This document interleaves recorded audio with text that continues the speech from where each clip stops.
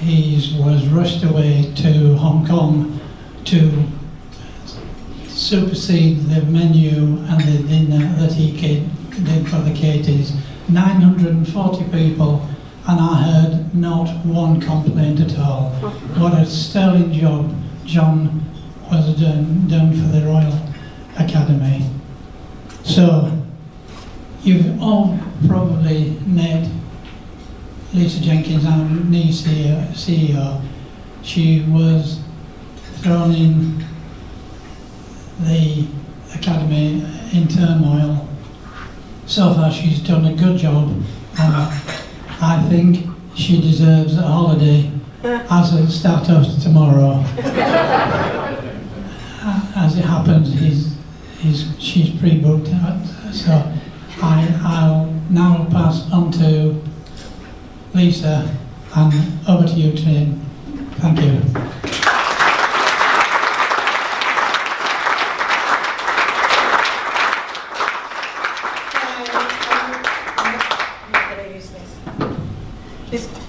All I want to do at this point, I'm going to come back up and say a few words in a second, but I just want to reiterate Brian's comments on lunch. What a stunning meal. Beautiful in presentation, beautiful in service. Thank you all very much. I'm going to come back and give you all a bit of an update in a few minutes, but first I'd like to introduce Sarah Holah, Head of Global Sales at Natoora, who is presenting our Associate Member Session today. Sarah, over to you.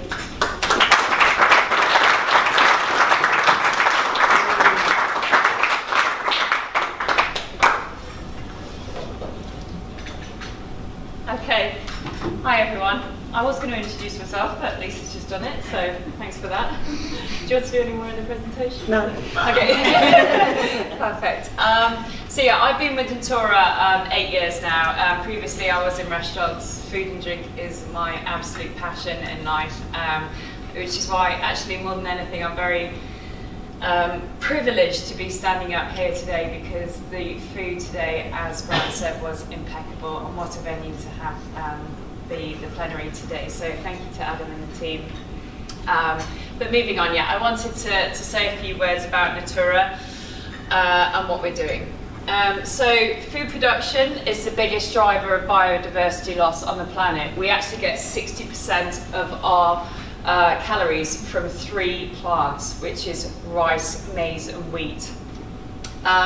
Intensive farming threatens 86% of the plants and animals at risk of extinction, and 75% of our agricultural crops have been lost since the 1900s. Therefore, Natoora, we've taken it upon ourselves. We want to fix this food system. So we started off in 2004. We now supply over 1,500 restaurants and hotels across 6 regions. So we started off in London, we now work in Paris, Copenhagen, New York, Miami, and most recently Melbourne, with 8 sourcing hubs, and we actually have over 550 direct grower relationships now.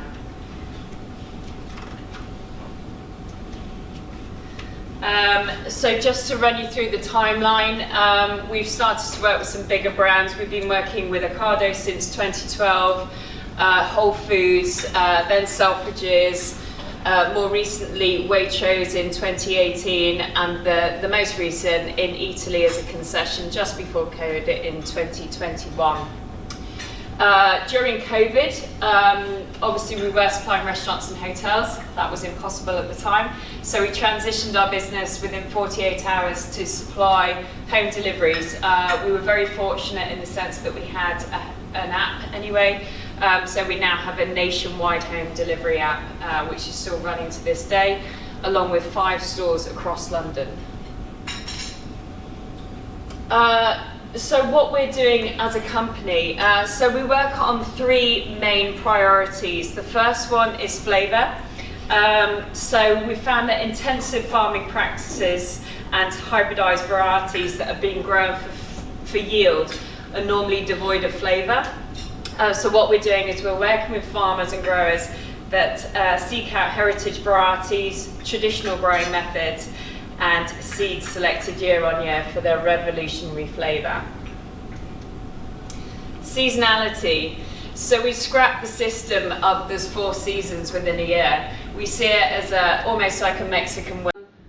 Obviously, we want to sell as much as we can, but we do have a different process. I'll just say at the moment, stone fruits are in season.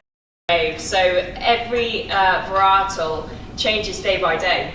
So we treat the seasons as early, peak and late. So what's coming in, what's at its peak, and then obviously it tailors out as well.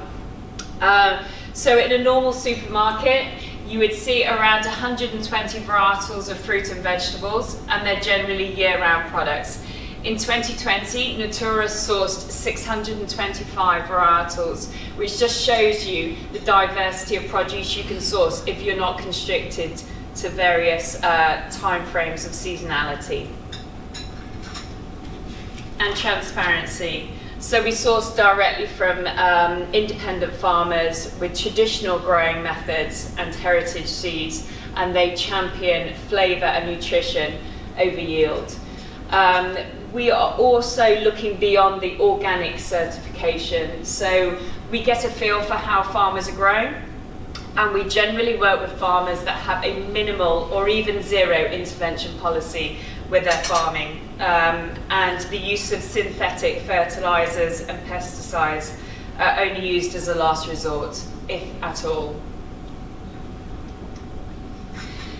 I'm not sure if you're aware, we're not just fruit and vegetables, so we also do a plethora of other products, which we use the same vigorous selection process. We work with some olive oils, flours, vinegars, small batch dairy, house-made, traditionally made charcuterie, chocolate from original beans, and then we've also set our own food-to-go kitchen, which does a range of soups, dips and sauces, and some fresh juices. This year we also launched Alma Bakery, which is in affiliation with the acclaimed Grayson Gill, who is a sourdough baker from New Orleans. But his process is finding heritage grains, milling them himself, and then making the most incredible breads with that, which is a very exciting new addition to our portfolio. And then in terms of other projects, so waste reduction. Obviously we want to sell as much as we can, but we do have a different process. I'll just say at the moment stone fruits are in season and we like them to be ripened on the tree. When you're transporting products like this, and goes in the title, bruised like a peach, we do see a lot of wastage. So we do a second selection out to restaurants and hotels of selling things that aren't first grade. And then anything we can't sell in that demeanour, we work with the Felix Project. We've been working with them since 2016, and we donate twice a week to them, and they deliver to 200 charities across London. Refood is another project we work with, which basically converts food waste into renewable energy. And then plastic reduction was a big project for us pre-COVID. So we decided to take all plastic being added at our picking line off. So all plastic pallets are now made from recyclable cardboard, and we've removed all the plastic bags from our picking line and only work with biodegradable ones. And then the community. So I've said to many chefs that it's really easy to take an amazing tasting product to a chef and then to try it, and they love it because it tastes delicious, but it's much harder to do that with the domestic users. So something we've been working on very heavily is our education department, and we'll try and educate home users not just with what's in season, but how to cook with it as well. So we have Off the Pass, which encourages chefs to do recipes with our produce, and people can try it at home, which is quite fun. And then a big part of our business is working with schools and children. So we work with chefs in schools, and we actually go out with our own educational teams and spend time with the next generation to get them to understand where food comes from and how we should be eating moving forward. Just a few pictures of us doing that as well. And that was it. I promised I'd keep it short and sweet. So it was a delicious lunch, and I wanted to just keep it as short as possible. Thank you for listening.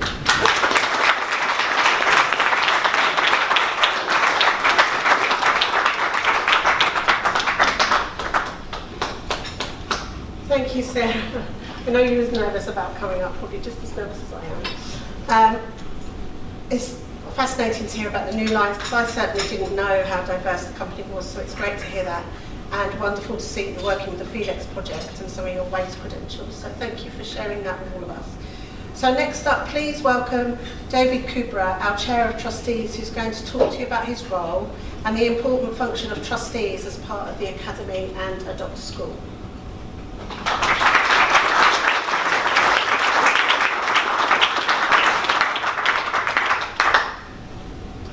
Thank you, Lisa. I will be brief as well, because I think my subject matter is probably fairly dull. In fact, 2 years ago I was introduced to Prince Charles, King Charles, by Brian Turner and John Williams. And I had a little badge that said Chair of Trustees and Board of Governors. And King Charles leant forward and he said, "And David, tell me, what do you do?" So I told him, and he said, "It sounds dreadfully dull." I'll try to be a bit more illuminating. The trustees, basically, of the Royal Academy and the Doctor School are the directors. So essentially, if we break the rules on corporate governance, on accounting, preparing accounts, delivering accounts, whereas the employees of the Academy might get a slap on the wrist, we as the trustees would be prosecuted. So it becomes pretty important that we get it right and we look after your money correctly. The law applicable to charities in England and Wales requires trustees to be fairly onerous in terms of financial regulation. Anyway, I'll try not to get too boring about that, but it is where we are. And the trustees for the Academy are myself as chair, Frederick Mostert, who is a lawyer, so he keeps us on the straight and narrow. Brian Turner, our president, who you've heard from. John Williams, who needs no introduction, our chairman. Silvano Geraldine from the front of house side of it, a la table. John Valentine, who basically regulates our investments and our finance. Amanda Afir, who probably is known to most people as a former editor of The Caterer, at least has a stable background. And Bill Toner has recently joined our board, who is also chair of CH&Co and now the Board of Governors, which I've handed on to him. The Doctor School trustees are, again, myself, John Williams, Brian Turner, Amanda, but also Miles Bremner, who is a professional charity sector executive, so he keeps us on the straight and narrow as to what we should be doing as a registered charity. Richard Dunn from the education sector, Frederick Mostert again, and Bill Toner. Essentially, the board's key role is setting strategy, overseeing the management of the Academy, and ensuring appropriate internal controls and processes are in place to protect the organisation and make the most of investments. As an organisation such as the Academy, as you know, has many moving parts. We're here today with the Plenary as one such example. But there are a number of committees, and there are also the Board of Governors. The board is more of an advisory and, let's say, ambassadorial board, well stocked with leading figures from the industry, which includes Robin Hudson from the Pig Group, Alistair Storey from the eponymous company he has, Baxter Storey, as such, and a number of other, let's say, very luminary characters, and it reports to the Board of Trustees. So ultimately, the buck stops with the trustees, and cash flow management has been a particular challenge for us over the last 3 to 4 years. I think you'd have to have been living on Mars to have thought the last few years would have been easy, with COVID and the lockdowns and the restricted trading, through to obviously ongoing problems still sadly in Ukraine. However, we're very grateful to all of you who've continued to support the Academy, and particularly people who pay their subscriptions promptly. I was very pleased with you because it hasn't been an easy time. But I can just conclude by saying that the Academy and the Doctor School are in good health financially and we look forward now to better years and better times ahead. Thank you.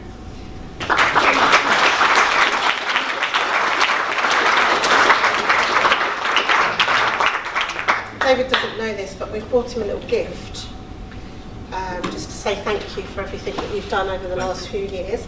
And it's here. You don't have to open it now. You can open it at your table. But that's with our gratitude for everything you've done for us. Very kind. Thank you very much. Thank you very much.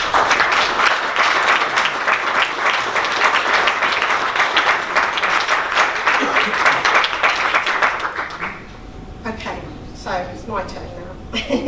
First and foremost, I'd like to say thank you to the team, the Royal Academy of Culinary Arts team, and they are Helena, Daniel and Catherine, who over the last 3 months since I've joined have been an incredible help to me. They've been super supportive, trying to keep up with my constant questions, my constant ideas, the travelling around, me not being in the office probably as much as I should have been because of the travelling, and just being there whenever I needed a question answered. So I just wanted to say a big thank you to all of you, and also to say goodbye to Catherine. So Catherine's going to be leaving us at the end of July, so I hope it's nothing I did. Catherine's going to do a Masters, so we're going to miss you, Catherine, and I just want to publicly say that, and to wish you well with your next step in your career.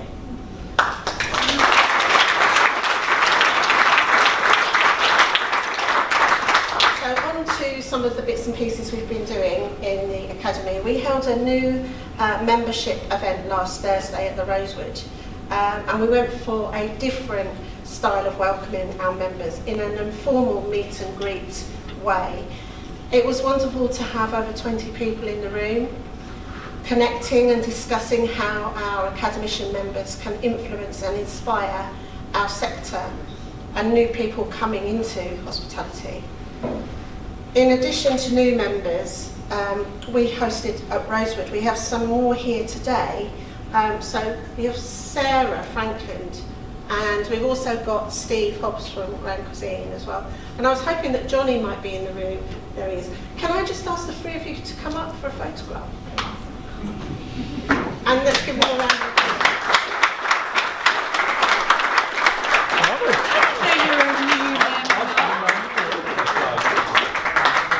We're all newbies. Yeah. Brian, would you mind coming in and have your photograph with them, please? Sorry, he's only just sat down. There's one for you. Oh, thank you.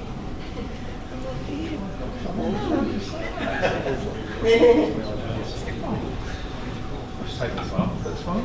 Oh, no. I was only complimenting Brian on his presentation. Thank you, Brian. Well,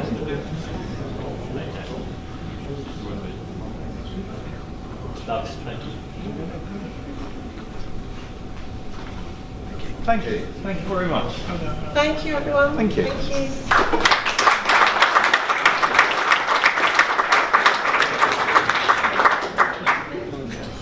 Thank you all for joining the Academy. We've got lots more. A list of them is on your tables.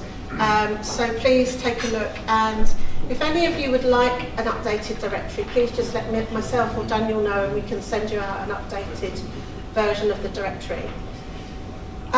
So the next thing I'd like to tell you about are the annual Awards of Excellence. We've had another bumper year with 8 kitchen, 3 pastry and 15 service achievers. I think we have some press releases dotted around which also gives you the names of all of our finalists this year. We're looking forward to returning to Claridge's on the 31st of July to announce this year's Young Chef, Young Waiter and Young Pastry Chef of the Year, and to recognise all of those finalists. Moving on from the Annual Awards of Excellence, we have been awarded a grant to set up a new educational programme in Northern Ireland. I'm going out for a series of meetings in September, and we will look to get operators and colleges involved in the Annual Awards of Excellence in the future, in placements and apprenticeships in Northern Ireland and hopefully across the UK, working with our existing academicians. Our social media engagement for the Royal Academy of Culinary Arts and the Doctor School is looking positive, and we've had lots of events and functions recently to showcase, including multiple college graduations, a trip to the Pig, the Buckingham Palace garden party where Chef Lisa Goodwin Allen joined us as a guest, and of course the Katies last week, as Brian mentioned, celebrating many members of the Academy, such as Bill Toner, who won the Lifetime Achievement Award, and Raymond Blanc, who won the Special Ruby Katie. In May, shortly after I joined, we sent a letter to Gillian Keegan MP, Secretary of State for Education, about the delay of the catering T-levels, stating our disappointment in the continued delays and offering the collective support of our education experts. We've just this week received a response from her department to say that they would be very happy to work with us in the future. So we look forward to getting around the table with the Department of Education and helping to forge that pathway towards the T-level, which is due to come through in 2024-2025. Finally, we have a strategy day planned for early September, where we will bring in MJ Flanagan, a cultural change specialist and thought leader, who works with many of our members. She is going to help us define our vision and our short-term and long-term future. We will come back to you by the end of the year with an update on this, but it will be a future that focuses on education, the sharing of skills, mentoring and inspiring the next generation. Talking about inspiring the next generation, did you see what I did? Let me introduce Helena Houghton, who will give you an update on Adopt a School.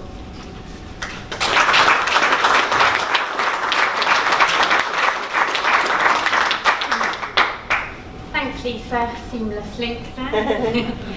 Just a quick update from Adopt a School. Since the last plenary in March, the Adopt a School team and our fantastic brigade of Adopt a School volunteers have delivered 141 Adopt a School sessions to 5,681 children across the country. We've also delivered 7 Chef on the Farm sessions, including 3 pilot sessions, using the state-of-the-art facilities at Plumpton Agricultural College, where we have our brand new teaching kitchen in partnership with Table Talk Foundation. John will update you on this shortly. I'd like to thank all of those who have delivered Adopt a School since the last plenary, including RACA members or associates George Block, MCA, Tom Skade, Greg Nicholson, James Golding and his colleagues at the Pig Group, as well as team members from Essential Cuisine, Baxter Story, Quorn, the House of Commons, Harrison Catering and Vacheron. Thanks also to Mark Flanagan, who not only has delivered Adopt a School sessions at Great Ormond Street Hospital School, he also judged our very successful coronation competition, for which we received lots of entries from children around the country, and it was really heartwarming to see. We're hugely grateful for this enthusiasm and support. Our next training session is on Wednesday, 13th of September in person, or via Zoom on Friday, the 22nd of September. So get in touch if you'd like to join either of those. We know the programme makes a difference. We've received fantastic feedback from all our Adopt a School sessions this year, with schools rating the programme as excellent and all would recommend us. To give you an idea, one school said this is an enriching experience for the children taking part. It provides teaching and learning of life skills that we do not have time to teach in the very full primary curriculum. The children loved this experience. Another said the children have really benefited from the programme. We have a high percentage of children receiving free school meals, so this was especially beneficial for them. Despite this really great feedback, we know that we only touch the surface, and many schools are not receiving the food education they really deserve. So we're continuing to work with other like-minded organisations to build on the food education network that we set up ahead of the National Food Strategy, and to get food education on the agenda for the upcoming election. It's crucial, and we'll keep banging the drum. Also, we're putting together some inspirational videos about life as a chef for children, so get in touch if you can help with those. Briefly on to fundraising, following our hugely successful Take 3 Colleges dinner in May at the Royal Automobile Club, with thanks to Matthew Marshall and Ben Geelan, Jeremy Ford MCA, Andre Garrett MCA and Adam Smith MCA, and our partner colleges. We are now next holding our Northern Take 6 Colleges on Friday 6th of October at Anfield Stadium in Liverpool. We have a fantastic lineup and it's been a lot of fun in the past, so please look out for those details if you want to make it up north. Thanks again to all who support Adopt a School, and now to hear from the actual boots on the ground, I'm just going to pass you on quickly to John, who's our Sussex-based Adopt a School chef.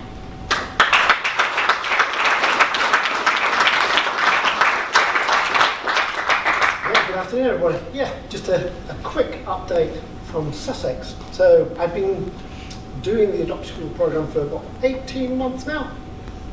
So we're up to just over 30 schools now that we're getting involved with now, which is fantastic. But I think the key thing for at the moment now, we've just linked up with Plumpton Agricultural College, and now we're being able to offer farm to fork sessions. So we're taking 30 children at a time, and we're splitting them into two groups of 15. One group of 15 will go around and have an actual sort of on the farm session, so they're getting right in with the animals as well. The other 15 will do a little cooking session in the kitchen with me. Then we flip them over, and the first group go around the farm, and the other group come around back into the kitchen with me. And then we all sit down afterwards, we all sit down and have lunch in the kitchen there of everything that we've just prepared. So it's a super facility we've got down there, and I think it's just going to go from strength to strength. So I think it's about it from Sussex. So it's all going really well though. Thank you. From things like, my background is food and beverage, massively into food and beverage. When people think of people engagement, it's what are we doing for them, how are we going to do the benefits, it's actually not. And I'm going to kind of take you on a journey. I think that was the best thing I could do, and you can take bits from it if you like. And we're not saying we're the best at what we do. Area, and literally, it's literally a, how can I put it? It's an emotional contract. These people are going home and say, well, actually, really bizarre. The first thing that the team asked me to do is they gave me a Sharpie and I graffitied this wall with my signature. And on the top of it, it's saying, I'm going to say something, for example, like Clifton, is their motto is respecting the past, perfecting the future. And it just says, everyone agrees to this and sign. And that's what we do, the first thing they do. They get a welcome pack, another touch, and they get a hashtag. Sorry for the hashtag haters, but everything we do is based around hashtags, and I'll bring it up later why. And it's very powerful how we're keeping people because of a simple hashtag. And if you don't know what hashtags are, some people are going, what? I'll talk to you later about hashtags. The thing we do is we give them the welcome pack. They've got a little tote bag, they've got a little water bottle, they've got numerous individually, dear John, welcome to Iconical Tree Hotels from Cadbury's. It's a Cadbury's Dairy Milk bar about that big, not very healthy, I get it. But that's for you as well. Chocolate makes people happy. So they've got this bag, but we make sure that they use the bag as a staff bag, and on the bag is lots of power words, visions, values. I know MJ very well, who you just mentioned previously, MJ Flanagan, know her very well. She kind of worked with us as well, so it's great news about the Royal Academy. And straight away, these people are walking around as a brand. And this is the interesting thing we found with this generation of lack of engagement is so many people now, from the generations that we're talking about, from 16-year-olds, casual workers, all the way through to directors, they are brand aware. It is their own brand every time they move. So we teach them about their brand. We can have a waitress or a waiter, for example, will have 15,000 followers on Instagram. Bizarre. So they're kind of like an entrepreneur, but they're only 17, 18, and they're coming in, and now I do modeling in the summer, and I've got all these. So we need to look after these people, not because they got the followers, but this is the culture that's been created. So we gave everybody hashtags. So Be Iconic is ours. DC Moments, is it, gents, at the back? Yeah. Dorchester Collection, DC Moments, know all about those. Ours is Be Iconic, and it's the key things that we're trying to get kids to do on the first day. The other thing, which I'm going to go into the day-to-day operation now, which people do always come up and ask me about when I do these talks, is what do we do day-to-day to engage? Yes, the HUDs have a massive role and responsibility to manage them. But let me just talk about HOD meetings, which we all know. We've all been in those properties when we have a HOD meeting every month. We now send it to every single team member in the company, over 1,000 people. We're thinking of sending that redacted. They get the HOD meeting notes. Imagine that when you go. What the boss is talking about in the office, you can see it. There you go. We have very much delved into the everyone does, the diversity and inclusion roles. And we created something called LEOs, Leaders of an Engaged Organisation, which is a group of people that every single property has, and they have to, and we've made sure it's a diverse group. So we cannot echo chamber these meetings. So we've got somebody from numerous ethnical backgrounds, different age groups, different genders, all in a meeting room around the table, 10 of them, and it's carnage, because not one of them agrees with the other one. But this is where ideas come out from. And one of the ideas that came out from one of these crazy ideas many years ago was tree houses at Houghton Glen. Anyone heard of the tree houses in Houghton Glen? Very famous now. That was the first property to do it. Now we're having companies from Canada, America coming over, and if you go to a country house hotel now, everybody wants tree houses. This is where the idea came from. It came from a Bulgarian housekeeper who just shouted out, "We've got trees, let's build a tree house." Think outside the box is our motto, another hashtag, which we really, really engage with. So what we're doing all the time is bombarding these team members with information, with culture, and are they happy with this so they can thrive? We have town hall meetings every quarter, like every company does and everyone does, but what we do as well, hopefully all of the companies in this room do, is we live stream. So people who aren't at work can still know what the executive directors are saying, what the general managers are saying. Constant information, because it is this generation.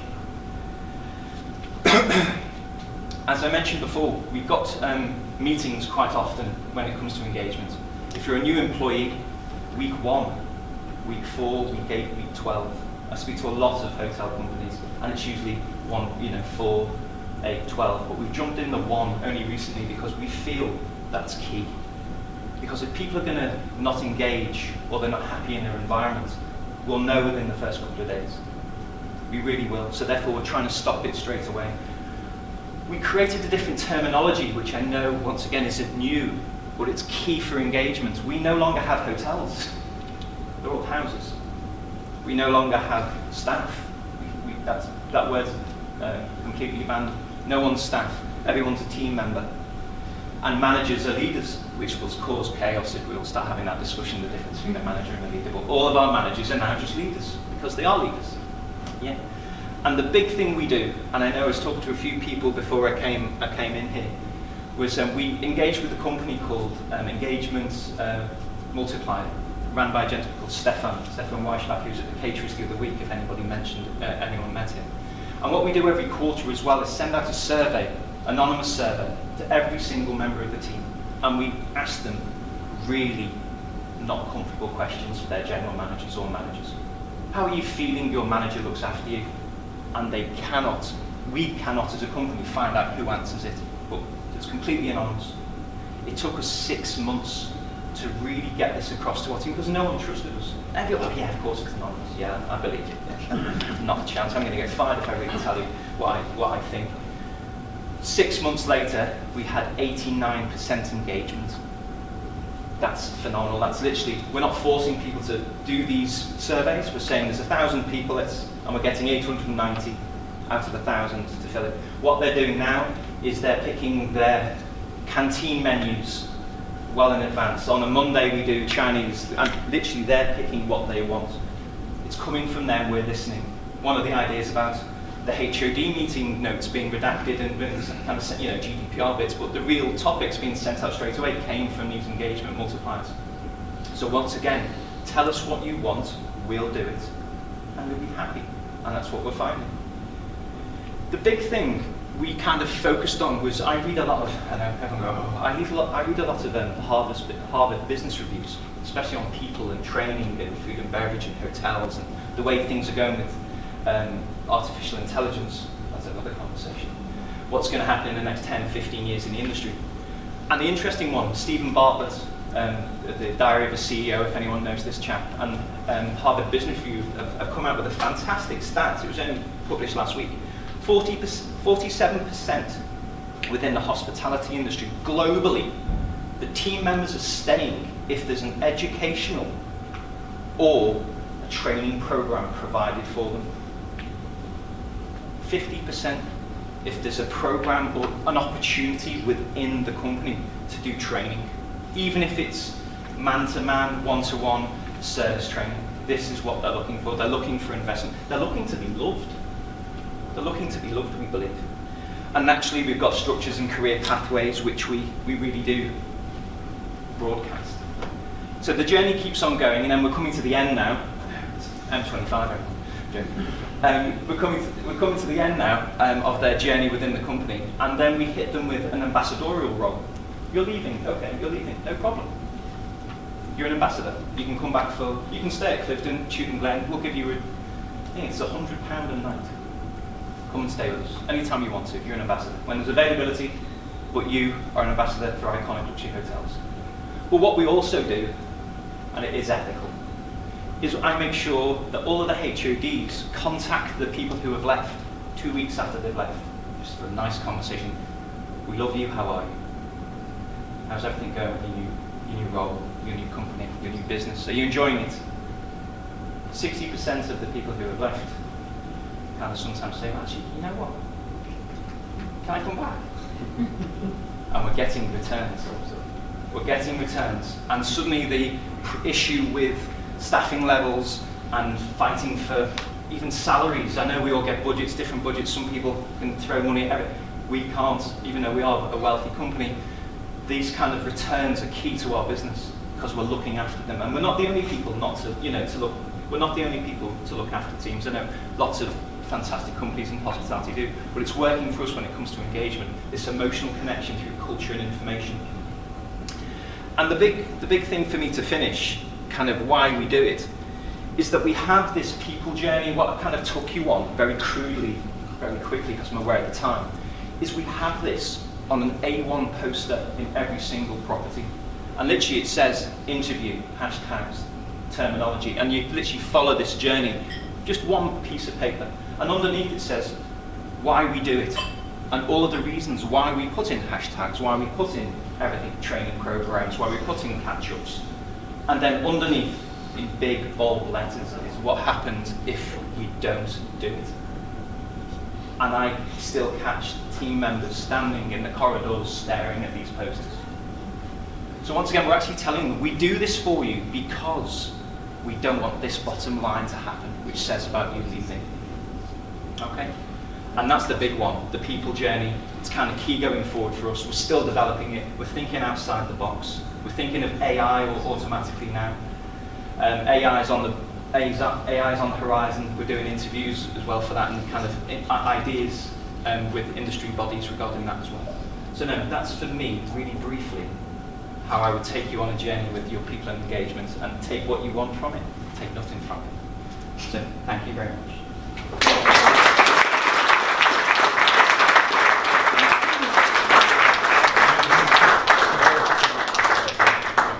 Thank you, John. That's fantastic. It was everything I knew you would deliver, so I appreciate that. I cut it down and told me to be quick.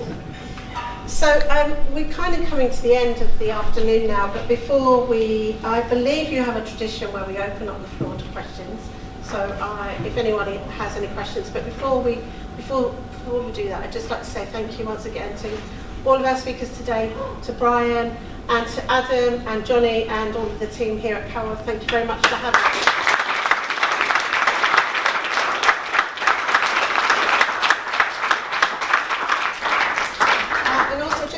About our associates, because I'm conscious that they are a big part of the Academy, and although we have Steve here today as a new associate, I'm also conscious we've got lots of long-term associates in the room. So I'd like to say thank you to all of our long-term associate members as well. You're a very big part of the Royal Academy of Culinary Arts family, and I'd love to hear from you all with any ideas you have for the future, whether that's how we meet in the future, or perhaps when we do an event in the future.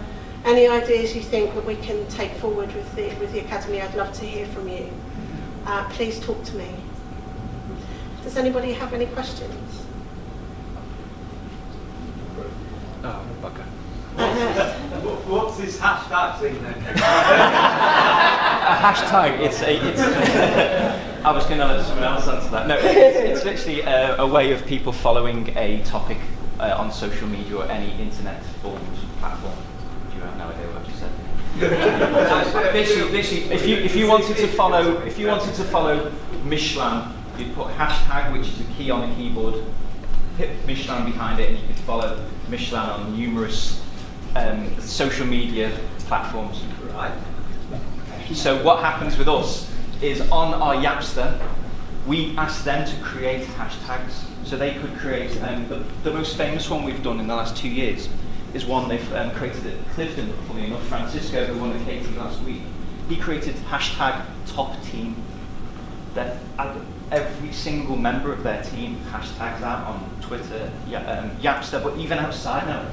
If you allow the seed to grow, they'll then be proud of what they do. So now on Instagram, hashtag top team, picture of Clifton, hashtag top team. It could be anything to do with that property now. Within Iconic, if someone says a top team in Iconic, we know they're talking about Clifton House. It's really bizarre how it's created this. So what we're getting, and this is a negative, and I didn't want to bring it up, but thank you for leading me down. is that certain properties now say, I want to go and work for Clifton. and it's not a bad problem we've got, but then we're leaving holes in operations elsewhere. So I'm kind of like I go in as like the NATO or the UN and calm everyone down and say, it's lovely there. You know, FM, Francisco, he's a brute as a GM, just to try and calm everything down. So no, but a hashtag is the way they follow any trends they want to create, giving them the autonomy to do what they want. Thank you. David, do you have a question? John, we hear what you're saying. I think it sounds very illuminating and inspired that you actually contact people after they leave and to get people to return. There must be people who are, let's say, hostile and less sort of embracing. How do you deal with those? Are we talking generational or just individuals from any generation? Demographics. Demographics-wise, very little pushback from the younger generation because they've been brought up with this social media world we're in and these wanting to be a part of something. That's why they're kind of all becoming entrepreneurs. They're more bothered about the followers they've got on Instagram than their salary, some of them, because it's about exposure, because they're looking for the next lucrative jump. Maybe Chanel will come in and want me to work for Chanel. I don't know. Because Chanel do photo shoots, for example. The negativity, not the negativity, the challenges that I face and the company faces is the more mature generation who still don't embrace technology because everything is becoming more technology based. Hence, we demand that heads of departments sending out letters to say welcome, handwritten the old way, not typed out, handwritten, and then we still hit them as well with the technology side. And tragically, the way I see it is some people, it's the technology's winning because what's happening is we're putting benefits and ways of communicating day to day online. And we even use systems within properties that, I'm not going to brand name systems that we use, but we've got a system that just say there's a problem in a bedroom, it won't go through a pager or a phone landline, it'll go straight to your mobile phone. John, can you go to room X, Y, and Z because there is an issue there? And it's everything. So if these people don't know how to work phones or technology, there is a challenge there at the moment. I didn't want to bring that up. Any other questions? I've got one more question for you, John. What about threads? I'm only reading about it now.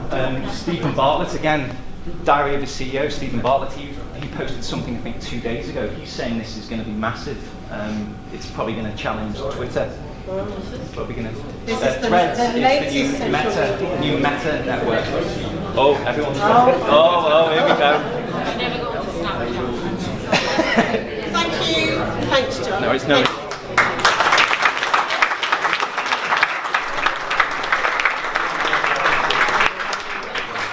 So that brings us to the end joining us, and hope to see you all again soon. Our next plenary is being hosted by Waitrose, and it's on the 10th of September. 18th. 18th. Oh. 18th of September. Sorry. See how good he is? And so I hope to see as many of you there as possible. Thank you very much. Have a safe